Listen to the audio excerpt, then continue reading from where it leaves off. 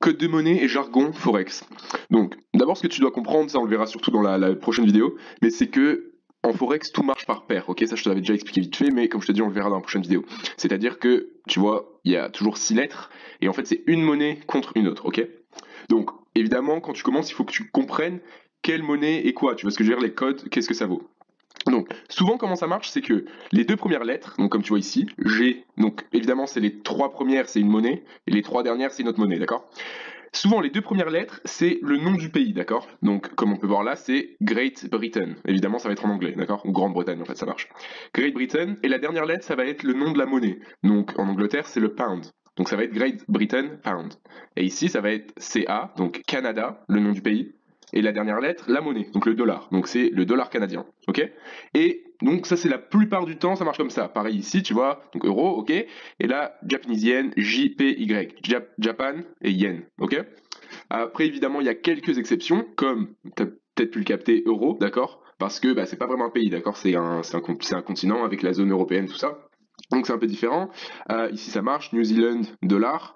Mais voilà, par exemple, CHF, c'est la Suisse et le franc suisse. Et évidemment, c'est pas SW. Donc il y a quelques petites variantes qui sont ici. Donc ça, c'est...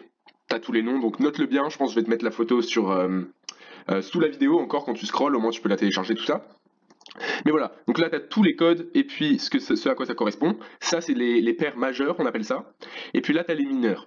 Alors honnêtement, on va pas vraiment trader celle-ci, simplement parce qu'en fait, donc on va y venir, mais le spread, donc comme je t'avais expliqué, c'est là où le courtier se fait sa petite marge. Et bien cette petite marge est beaucoup plus grosse dans les marchés émergents, donc c'est-à-dire ces monnaies-là. C'est-à-dire que bah, c'est plus difficile en pratique de faire de l'argent sur ces monnaies que sur les grandes, quoi, parce qu'il y a moins de commissions.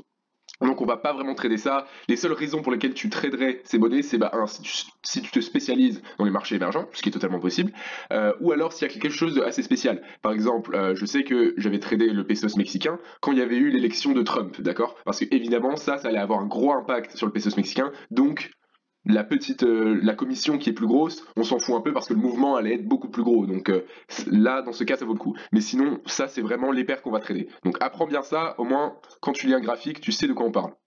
Ensuite, le deuxième truc, c'est le jargon, d'accord? Comme je t'ai dit, moi je vais te donner tous les mots-clés en anglais pour que tu puisses lire des articles, pour que tu puisses communiquer avec d'autres traders qui sont pas que français, tu vois.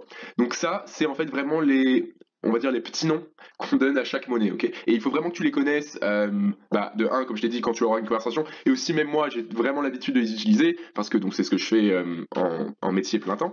Donc tout au long de la formation, je vais parler des monnaies en utilisant ces termes. Donc faut que tu les apprennes.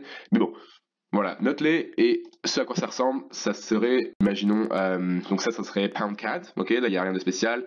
Celui-là, tu te rappelles, donc c'est euro, dollar australien on l'appelle Aussie, donc c'est euro Aussie. Ça c'est Aussie yen, euro yen, Aussie Swiss, dans le yen, pardon, euro kiwi, pound Aussie, euro dollar, kiwi CAD, euro dollar Swiss, d'accord? Donc voilà, juste familiarise-toi vite fait avec eux. De toute façon, je pense que tu vas t'y habituer au fur et à mesure de la formation parce que tu vas m'entendre les dire assez.